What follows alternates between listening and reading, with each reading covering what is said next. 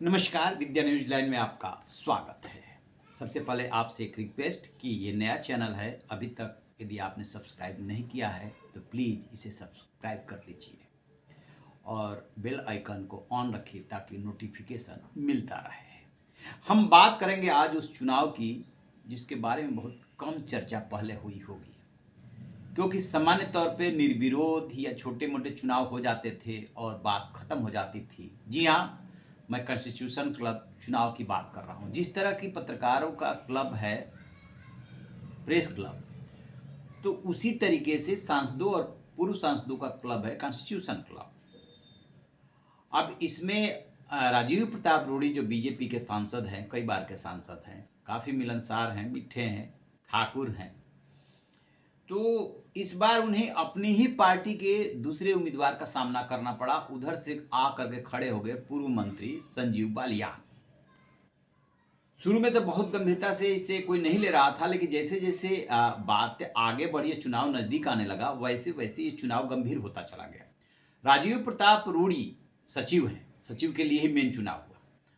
पूरी तैयारी के साथ मैदान में उतरे और उन्होंने होशियारी क्या की कि अपने पैनल में विपक्ष के भी उम्मीदवारों को रख लिया। जैसे एग्जीक्यूटिव मेंबर के लिए तो सपा से रख लिया, और दलों से रख लिया, निर्दलियों को भी रख लिया और कांग्रेस को भी रख लिया। और ये जो संजीव बालियान हैं, वो पिछला चुनाव हार गए थे, तो वो जो है अकेले आके चुनाव मैदान में डट गए। दरअसल इस क्लब में सांसद और पूर्व सांसद दोनों मेंबर होते हैं और इसकी सदस्यता अलग से लेनी पड़ती है।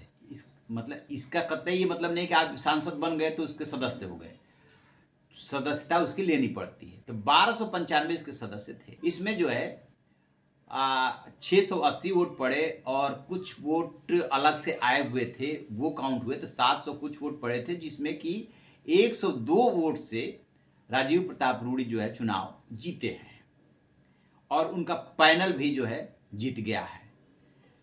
तो इसके बाद अब ये बहस होने लगी है कि जिस तरीके से सोनिया गांधी, मल्लिकार्जुन खड़गे सुबह सुबह इस चुनाव में वोट डालने के लिए पहुंचे और उसके बाद तो विपक्ष के नेताओं की लाइन लग गई वोट देने के लिए, तो इसके मायने क्या हैं? दरअसल हुआ क्या था कि बेशक चुनाव छोटा है और एक ही पार्टी से दोनों खड़े हैं, लेकिन माहौल कुछ ऐसा बना कि राजीव प्रताप रूडी को अच्छा कैंडिडेट माना गया और संजीव बालियान को सरकार का कैंडिडेट मान लिया गया, क्योंकि जो निशिकांत दुबे हैं, बीजेपी के सांसद, चर्चित सांसद है, वो खुल करके बोलने लगे संजीव बालियान के लिए।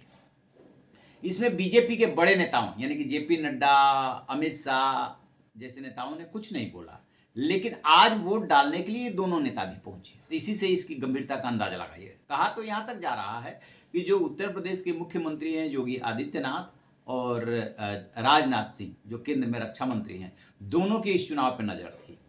तो इसमें दो बड़े महत्वपूर्ण जो है वो डेवलपमेंट हुए। एक ये कि कहीं ना कहीं इसमें जाति का असर आ गया। राजीव प्रताप रूडी सारांश से हैं, ठाकुर हैं, और दूसरी तरफ संजीव बालियान जाट हैं। अब आप माहौल को समझिए। दूसरा इसमें बड़ा डेवलपमेंट ये हुआ कि संदेश ये चला गया, माहौल कुछ इस तरीके से बना कि राजीव प्रताप रूडी को मान लिया गया कि ये सबके उम्मीदवार हैं, यानी बीजेपी का भी एक धाड़ा सपोर्ट कर रहा था और विपक्ष भी खुल करके आ गया। इसी क्रम में आप गौर करेंगे तो सोशल मीडिया पर एक वीडियो वायरल हो रहा है जिसमें कि राजीव प्रताप रूडी राहुल गांधी से मिल रहे हैं और दोनों की जो मुलाकात हो रही है वो काफ़ी अच्छी मुलाकात है, बातचीत कर रहे हैं वो। तो विपक्ष को जब लगा कि ये सरकार की तरफ से या बीजेपी के शीर्ष नेतृत्व समर्थित उम्मीदवार संजीव बालियान हैं, तो ऑटोमेटिक वो आ गए राजीव प्रताप रूडी के साथ। और दूसरी होशियारी पहले से ही राजीव प्रताप रूडी ने कर ही रखी थी कि अपने पैनल में उन्होंने सभी दलों को रखा था, लिहाजा विपक्ष ने एकजुट होकर के राजीव प्रताप रूडी के लिए मतदान कर दिया और राजीव प्रताप रूडी 25 साल से सचिव हैं और ये चुनाव जीत गए। अब जो सोशल मीडिया पे चल रहा है उसमें कहा यह जा रहा है कि राहुल गांधी और विपक्ष की रणनीति ने चाणक्य को फेल कर दिया।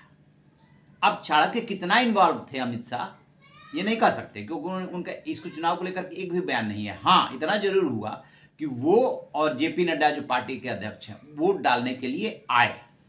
एक्टिव कौन था? तो निशिकांत दुबे थे। तो चूंकि राजनीति संकेतों और संदेशों से चलती है, लिहाजा इस चुनाव को लेकर के भी काफी माहौल बनाया जा रहा है।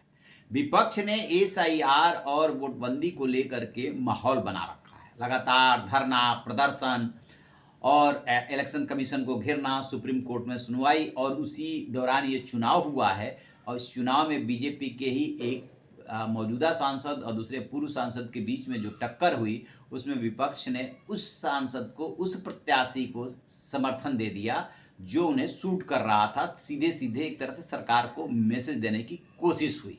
आप क्या सोचते हैं? कमेंट बॉक्स में जाकर के ज़रूर बताइएगा। Thank you.